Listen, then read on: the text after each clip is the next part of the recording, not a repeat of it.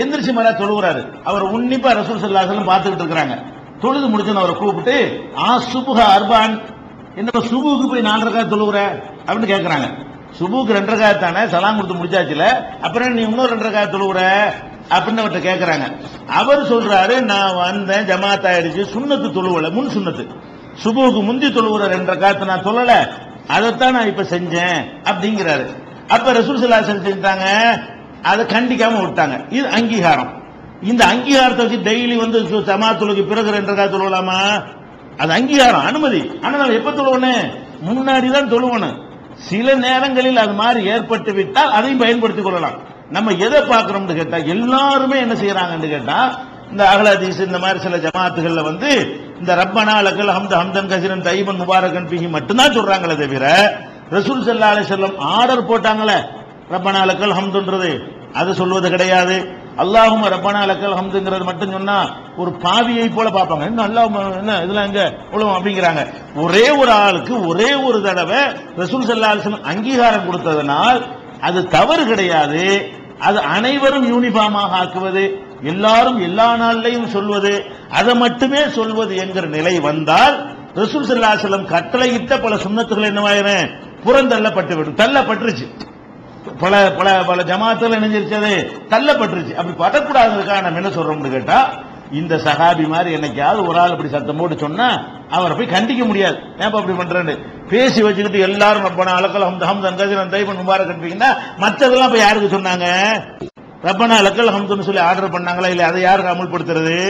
அல்லாஹும்ம ரப்பனா, அதைத்தானே. சரி, ஒரு நாள் இவர் சொல்லிட்டார்ல, இவர் சொன்ன பிறகாவது எல்லா சஹாபாக்கள் தங்களை மாத்திக்கிட்டாங்களா? சரி, இவர் ஒரு நாள் சொன்னாரு, 30க்கும் மேற்பட்ட மலக்குகள் எழுதுனா சொல்லிட்டாங்க. இதற்கு பிறகு சஹாபாக்கள் தங்களுடைய திக்ர் முறையை இதன்படியே மாற்றிக் கொண்டார்கள் வந்தா அது கூட என்ன செய்யலாம்? ரசூலுல்லாஹ்வுடைய முழு காலமெல்லாம் நடந்திருக்குன்னு ஏத்துக்கலாம். அந்த ஒரு நாள் அவர் சொன்னாரு, அந்த ஒரு நாள் அங்கீகாரம் கொடுத்தாங்களே தவிர அவரே அடுத்த நாள் சொன்னதா கூட வரல. அந்த ஒரு ஆள் கூட அந்த ஒரு தடவை சொன்னார் தான் அதுக்கு அங்கீகாரம் இருக்கே தவிர அவர் டெய்லி இதையே சொல்ல ஆரம்பித்தார் அப்படின்னு வரல. அவர் சொன்னதனால் சஹாபாக்கள் எல்லாம் இப்படி செய்ய ஆரம்பித்தார்கள் அப்படி வரவே இல்லை. நமக்கு ஆர்டருக்கு முக்கியத்துவம் கொடுங்க, அது தப்பு கிடையாது. ஆனா எதுக்கு முக்கியத்துவம் கொடுங்க? உத்தரவு என்ன? கூலு, சொல்லுங்கள், ரப்பனா லக்கல் ஹம்து என்று சொல்லுங்கள். அதுக்கு அதனால நம்ம சொன்னமே தவிர ஒரு ஆள் சொன்னா கண்டிக்க மாட்டோம். ஒரு ஆள் சொன்னார்னு சொன்னா எப்படி சொல்ல போச்சுன்னு கேட்க கூடாது. அதுதான் விஷயம். அஸ்ஸலாமு அலைக்கும். என்னுடைய பேர் ஷானவாஸ். என்னுடைய கேள்வி, நம்முடைய சமுதாயத்தில் 19 ஒரு கூட்டம், வழிகட்ட ஒரு கூட்டம், முர்த தாய்ப்பன ஒரு கூட்டம் செயல்பட்டு இருக்கு. இது நம்முடைய சில இளைஞர்கள் வந்து கவர்ந்து இழுக்கிறாங்க. அவங்க இந்த கூட்டத்தில் நம்ம உறவினர்கள் சேர்ந்துட்டாங்கன்னா அந்த அத்தைக்கு உறவுகள் நம்ம உறவு வச்சுக்கலாமா? ஏன்னா இஸ்லாம் உறவுகளை பேண சொல்லுது. எந்த எச்சரிக்கை இருக்கணும் உங்க இடத்துல? இந்த 19 சொல்லி ஒரு கூட்டம் என்ன? 19 குர்ஆன் எல்லாமே இந்த 19ங்கிற நம்பர்ல தான் கட்டுப்பட்டு இருக்குது அப்படின்னு ஒரு புஸ்தகம் ஒருத்தன் எழுதினா, ரஷாது கலிபாண்டு. அதை இவங்க கூட்டியும் பார்க்கல, கணக்கும் பார்க்கல, கண்ணை முடிக்கிட்டு நம்பிக்கிட்டு என்ன செய்யறாங்க? 19 எல்லாமே அடங்கி இருக்கு, அதிசயமா இருக்குது, அவர் தான் கண்டுபிடிச்சாரு அப்படின்றாங்க. அது அவன் சொன்ன அவ்வளவு கணக்கும் பொய்ங்கிறது நம்ம நினைஞ்சிருக்கிறோம். இங்கே சீடி போட்டு படம் போட்டு எழுதி காட்டி உங்களுக்கு பல சந்தர்ப்பத்தில் விலைக்கு அது சீடிகளாக இருக்கிறது. இந்த 19 வரலன்னு சொல்லி போர்டை போட்டு காட்டி விவாதம் பண்ணி இதை கூட்டி 19 காட்டுன்னு சொல்லி திருன்னு முழிக்கிற காட்சி எல்லாம் கூட இந்த விவாத சீடியில நீங்க பார்த்திருப்பீங்க. அவ்வளவு பொய்யின் மீது உருவாக்கப்பட்டதான் இது 19ங்கிறது. எல்லா நம்பர்கள்லயுமே எல்லாமே இருக்கு. குர்ஆன் எடுத்து பாத்தீங்கன்னா சில நம்பருடைய கூட்டு வந்து 1ல வரும், சில நம்பருடைய கூட்டுக்குள்ள 2ல வரும், சில நம்பருடையது 3 வரும், சில நம்பர் 4 வரும், 19 வரும். 19ங்கிறது சில சூறாக்கள்ல 19 எழுத்து இருக்கும், சில ஆயத்துகள்ல 18 எழுத்து இருக்கும். இவன் 19 உள்ளதா எடுத்து வச்சுட்டு பாத்தீங்களா 19 இருக்குங்கிறான். சரி, 19 இருக்குல்ல, இதுல 18 இருக்கு என்ன சொல்ற? இது 17 இருக்கு என்ன சொல்றேன்னா பதில் இருக்காது. நீ 19க்கு சொன்ன மாதிரி நம்ம என்ன செய்யலாம்? 17க்கு இது மாதிரி நம்ம நிறைய எடுத்து போடலாம், 15க்கு இது மாதிரி சொல்லலாம், 10க்கு சொல்லலாம். இது ஒரு கான்செப்டே கிடையாது. இது வந்து ஒரு மூடத்தனம்ங்கிறது தெளிவா விளக்கிட்டோம். பிளஸ் தன்னை அல்லாஹ்வுடைய தூதர் வேற சொன்னாங்க. நான் இதை கண்டுபிடிச்சதுனால நான் வந்து அல்லாஹ்வுடைய தூதர் அப்படின்னு அவன் சொன்னான். அவன் யூத கைக்கூலி அவனே ஒத்துக்கிட்டு இருக்கிறான். அந்த புஸ்தகத்துல யூதர்கள் தான் எனக்கு இதை சொல்லி தந்தாங்க, அவங்க தான் எனக்கு குருவா இருந்தாங்க, இந்த கணக்குக்கெல்லாம் ஒத்துழைப்பா இருந்தாங்கன்னு அவனுடைய அந்த புஸ்தகத்துல எல்லாம் சொல்லியிருக்கிறான். இப்ப அதெல்லாம் கேள்வி. இவர்கள் இஸ்லாத்தை விட்டு வெளியே போய் குர்ஆன் மட்டும் போதும்னு சொல்லி குர்ஆனும் வேணாம், அந்த கிறுக்கன் சொன்னதுதான் குர்ஆன் சொல்லி என்ன செய்யறாங்க? வழிகட்டு நாசமா போயிட்டாங்க. கேள்வி என்னன்னு சொன்னா, இந்த மாதிரியான ஆட்களோட நம்ம உறவு வைத்துக் கொள்ளலாமா அப்படிங்கறத கேள்வி. உறவினர்களை அனுசரித்தல் என்பது இஸ்லாத்துல வலியுறுத்தப்பட்ட ஒரு விஷயம். சொந்தக்காரங்களை என்ன செய்யணும், அனுசரிக்கணும், உதவி செய்யணும் என்பதெல்லாம் அதுல மாற்று கருத்தே கிடையாது. அதே நேரத்தில் தீனுக்கு எதிரான, அதாவது அவன் இஸ்லாத்துல இல்லாம ஒருத்தன் இருப்பான், அவனுக்கு உதவி செய்யறதுங்கிற வேற, இஸ்லாத்துல இல்லாம இஸ்லாத்தை எதிர்க்கிறான அவனுக்கு உதவி செய்யறதுங்கிறது வேற. ரெண்டா பிரிக்கணும் நீங்க. இஸ்லாத்துல ஒருத்தன் இல்ல, நம்ம ஒரு மனிதன் இஸ்லாத்துக்கு வந்தான், தகப்பனாரு இஸ்லாத்துக்கு வரல, நான் இவனை இஸ்லாத்துக்கு போறேன், இவனை எந்த இடைஞ்சலும் பண்ணல, இவனை அடிக்க ஆள் அனுப்பல, இவனை கொல்ல புலான் பண்ணல, அப்படிப்பட்ட ஒரு தகப்பனாரா இருந்தா மகன் என்ன செய்யணும், தகப்பனை கவனிக்கணும்.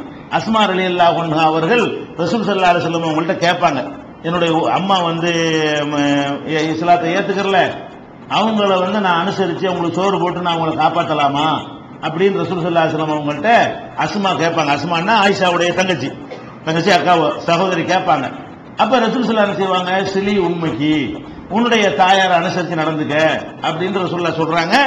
இந்த மாதிரி அவங்க ஒரு கொள்கையில தவறா புரிஞ்சு கொள்ளாம இருந்து அதன்படி இருந்தால் நம்ம வேற சரியான கொள்கையில் இருந்தா கவனிக்கிறது, சோறு போடுறதுலாம் தப்பு இல்லை.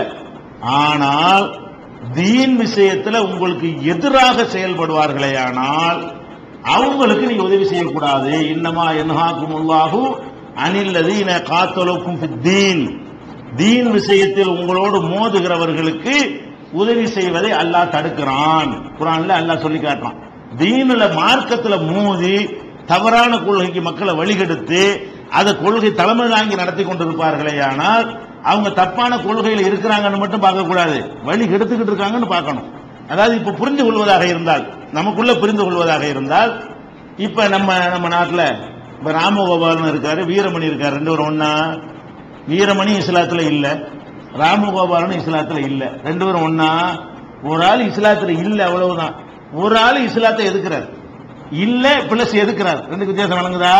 அப்ப அந்த மாதிரியான அடிப்படையில் நீங்க என்ன செய்யணும், சொந்தக்காரங்களை பிரிச்சு பார்க்கணும். அவர் பாட்டுக்கு அவர் வேலை இருக்கார், நம்ம வேலை இருக்கோண்டு இருந்தாங்கன்னா அவங்களை அனுசரிக்கலாம்.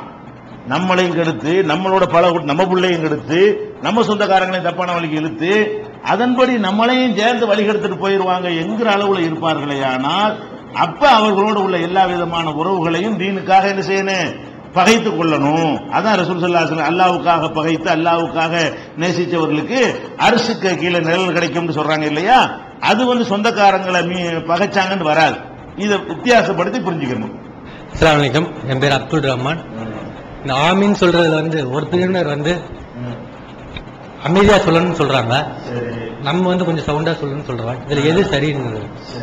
அதாவது பல பள்ளிவாசலுக்கு ஒரு போறாரு இல்லையா, சில பள்ளிவாசல்ல உலவாலின்னு சொன்ன உடனே ஆமீன் என்று சத்தமா சொல்றாங்க, சில பள்ளிவாசல்கள்ல கொஞ்சம் சத்தம் கம்மியா சொல்றாங்க. இது எது சரின்னு கேட்கிறாரு. இந்த ஆமீனை பொறுத்த வரைக்கும் நீங்க என்ன விளங்கணும்னு கேட்டா, குர்ஆன்ல ஹதீஸ்ல என்ன இருக்குன்னு கேட்டா, இதா காலல் இமாமு உலவாலின், இமாம் உலவாலின் என்று சொன்ன உடனே கூலு ஆமீன், நீங்கள் ஆமீன் என்று சொல்லுங்கள். குர்ஆன்ல ஹதீஸ்ல எப்படி இருக்குன்னு கேட்டா, இமாம் உலவாலின் சொன்னா நீங்க என்ன செய்யுங்க, ஆமீன் சொல்லுங்கள். யாருடைய ஆமீன் மலக்குகளுடைய ஆமீனோடு ஒத்து போய் விடுகிறதோ, மலக்கு சொல்லுவாராம். இமாம் உலவாலின்னு சொன்ன உடனே மலக்குகள் இருக்காங்கல்ல, அவங்களும் ஆமீன் சொல்லுவாங்களாம். அந்த ஆமீன் நம்ம ஆமீன் அப்படி மேட்ச் ஆகி போயிடுச்சுன்னு சொன்னா அவருடைய பாவங்கள் மன்னிக்கப்படும் என்று ரசூல் ஸல்லல்லாஹு அலைஹி வஸல்லம் சொல்லி இருக்கிறதுனால ஆமீன் சொல்லணும் என்பதுல மாற்று கருத்து கிடையாது. அதே நேரத்தில் ஆமீன் சொல்லுங்கள் இருக்குல்ல, இந்த சொல்லுங்கள்ங்கிறத சத்தமா சொல்லுவது அர்த்தம் கொடுக்கிறதா, வாய்க்குள்ள சொல்லுவது என்று அர்த்தம் கொடுக்கிறதா என்றால் அதுக்கு ரெண்டு அர்த்தம் இருக்கிறது. கவுலுங்கிற இந்த சொல்லுங்கிற வார்த்தைக்கு சத்தம் போட்டு சொல்றதையும் சொல்லுன்னு சொல்லலாம், வாய்க்குள்ள சொல்வதையும் சொல்லுன்னு சொல்லலாம், சொல்றதுன்னு சொல்லலாம். இது நம்மளா சொல்லல, அல்லாஹ்வே குர்ஆன்ல என்ன சொல்றான்னு கேட்டா, அஸ்ஸிர்ரு கவுலக்கும் அபிஜ்ஹரு, உங்களுடைய சொல்லை பகிரங்கமாக வேண்டுமானால் வெளிப்படுத்துங்கள், வாய்க்குள்ள வைத்துக் கொள்ளுங்கள். அது சொல்லுங்கிற வார்த்தை, கவுலுங்கிற வார்த்தை எல்லாம் யூஸ் பண்றோம்.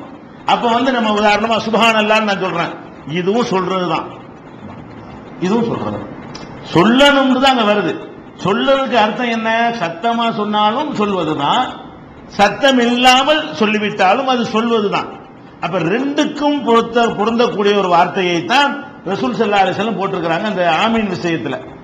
அதனால சத்தம் போட்டு சொல்லுங்கள் என்று ஒரு ஹதீஸும் கிடையாதுங்க. சத்தம் இல்லாம சொல்லுங்க, வாய்க்குள்ள சொல்லுங்க அப்படின்னு ஒரு ஹதீஸ் கிடையாது. ஆமீன் சொல்லுங்க என்றுதான் ஹதீஸ் இருக்கிறது. இது ஃபர்ஸ்ட் நீங்க விளங்கிக்கிறேன். இப்ப நம்ம ஜமாத்துல உள்ளவங்க சத்தம் போட்டு சொல்ற காரணம் என்னன்னு கேட்டா, அப்துல்லாஹ் இப்னு ஜுபைர் அவர்களுடைய காலத்துல ஒரு ஹதீஸ்ல அறிவிக்கப்படுகிறது, பள்ளி வாசல்ல தொழுகை நடக்கும் பொழுது ஆமீன் சொல்வார்கள். அந்த ஆமீனில் பள்ளி வாசல் அதிரும். ஆமீன் என்ன செய்யும்? பள்ளி வாசல் அதிரும் அளவுக்கு ஆமீன் சொல்வார்கள். இது சஹாபாக்களுடைய செயல் தான் இது.